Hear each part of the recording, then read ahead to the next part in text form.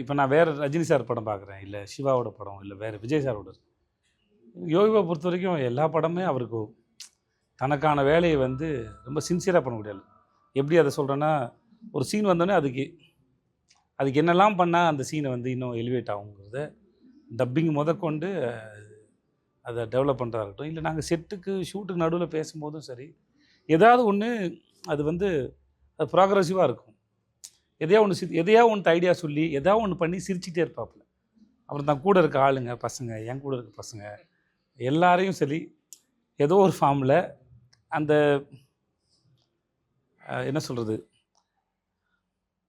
தன்னோட ப்ரொஃபஷனுக்கான அதை ப்ராக்டிஸ் பண்ணிட்டு இருக்க மாதிரி தான் எனக்கு ஃபீல் ஆகும். ஆமாம், அது சும்மா ஜாலியாக இருக்க மாதிரி ஜாலியாக அந்த மாதிரி இருக்கிறது தான் இங்கே ஸ்க்ரீனில்.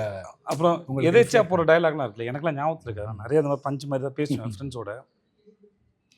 இந்த ஆளுக்கு எல்லாமே ஞாபகத்தில் இருக்காது. ரொம்ப ஆச்சரியம்.